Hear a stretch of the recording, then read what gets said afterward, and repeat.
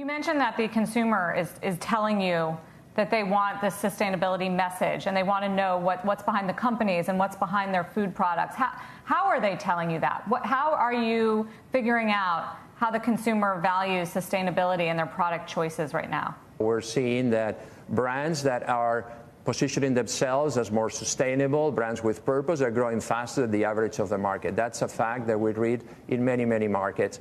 At the same time, all our insights are telling us, and we do obviously continuous insights, communications with our consumers. We read that consumers are much more interested in the brands that are making, are walking the talk and are really making sustained actions to address societal problems. So for both our insights, but also the marketplace performance is telling us that consumers are ready. Again, Europe is probably a bit more advanced than other parts of the world, but in the U.S. we're seeing increased awareness, increased decision making, especially I would say in the two coasts.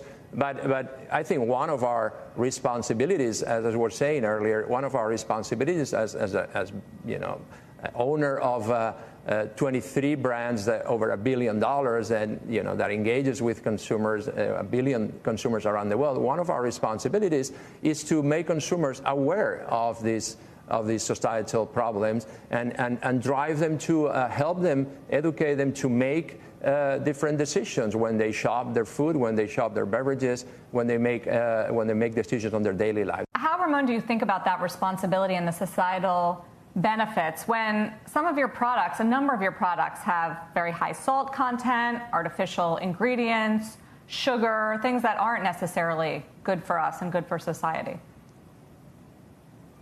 Yeah, no, listen, it's a very good question, Sara, and one that we think about a lot.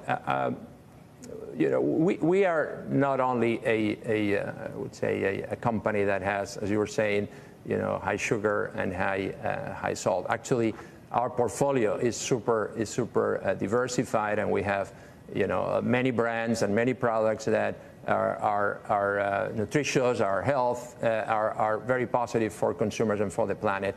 That's how we think about it. Also, I always think about the future more than the past, and the future, as I was explaining earlier with Lay's, the future of some of our brands is in evolving to being healthier. For example, in the case of Lay's, we want to be the lowest sodium potato chips in the market, even below what the WHO, the World Health Organization, is setting as standard for potato chips. So our ambition is to keep making our products better, but also what we're talking today in Pep Positives, how we make our products will have an influence in the climate and the planet. So moving to regenerative agriculture, that is making a big difference in the planet, in the CO2 emissions and how we sequester carbon. Moving to net zero supply chain is also a big commitment and a big transformation for the planet. Trying to add ingredients to our products that are positive in terms of nutrition and in terms of the planet is also positive. For example, chickpeas. We're going to add chickpeas to a lot of our products, including Lay's, including Doritos. So we are seeing innovation where our brands will have protein, will have plant-based protein, will have ingredients that are good for them and good for the planet.